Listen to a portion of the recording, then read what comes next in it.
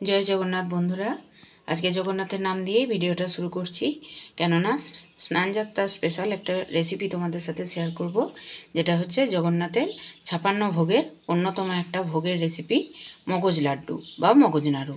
তো এই মগজ নাড়ু বানাতে আমি নিয়ে নিয়েছি এখানে এক বাটি চিনি, তার সঙ্গে দু টুকরো দারচিনি, একটা বড় এলাচ।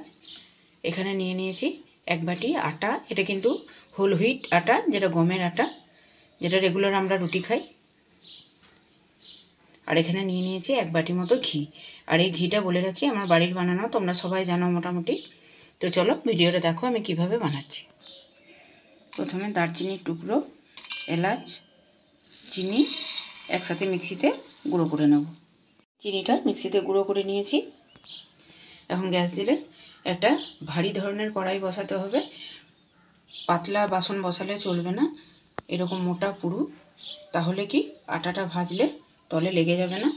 আর পাতলা কড়াই হলে, পাতলা বাসন হলে তলে আটাটা লেগে গেলে কিন্তু একদম ভালো হবে না জিনিসটা। কথা বলতে বলতে এক বাটি আটা আমি দিয়ে দিলাম। এখন শুকনো কড়াইয়ে নাড়চাড় করে নেব।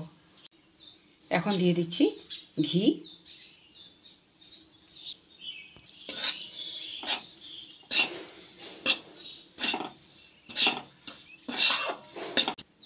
এরপর আবারও আরেকটু দিয়ে দিচ্ছি ঘি।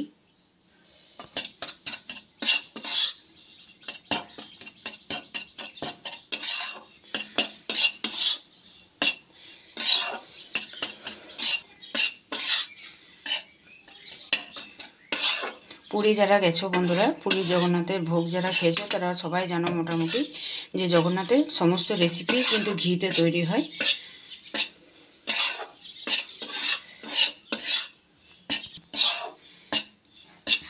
রোস্টেড আটা ও ঘিয়ের দারুণ একটা সুগন্ধ বেরিয়ে গেছে। আবারও একটু ঘি দিয়ে দেবো। ঘিটা অল্প অল্প করে বারে বারে দেবো, তাহলে খুব ভালোভাবে আটার সাথে মিশবে।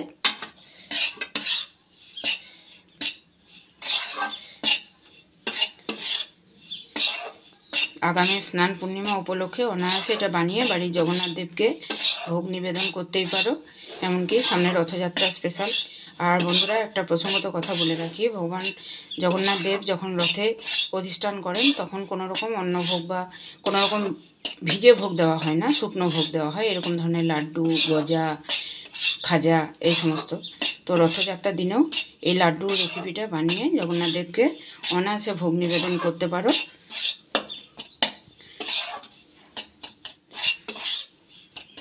এটা একদম রোস্ট করা হয়ে গেছে। এখন এর মধ্যে দিয়ে দেবো যে চিনিটা, দারচিনি, বড় এলাচ দিয়ে গুঁড়ো করে রেখেছিলাম, সেই চিনি গুঁড়োটা।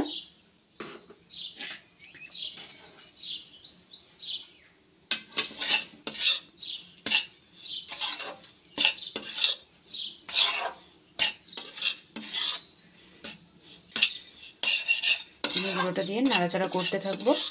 গরম পেয়ে গুঁড়ো চিনি গলে আসবে আর অটোমেটিক আটাটা পাক হয়ে যাবে। কোনো রকম জলের ব্যবহার হবে না এতে। মগজ নাড়ুর পাক একদম তৈরি হয়ে গেছে। এরপর ফ্লেমটা অফ করে দিয়ে আমি পাকিয়ে নেব। এখন আবারও বাকি ঘিটা দিয়ে দেব। এটা গরম অবস্থাতেই নাড়ু পাকিয়ে নিতে হবে, তা নাহলে পরে শক্ত হয়ে যাবে আর গোল পাকানো যাবে না।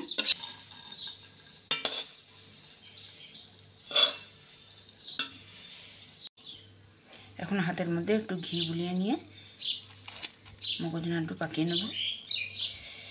লাড্ডুগুলো সমস্ত আমার পাকানো হয়ে গেছে। এখন একটা প্লেটের মধ্যে আমি সার্ভ করে নেব।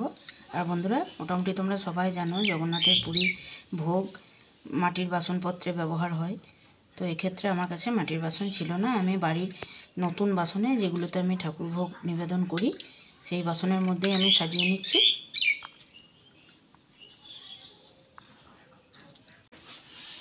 যাতে দেখতে একটু ভালো।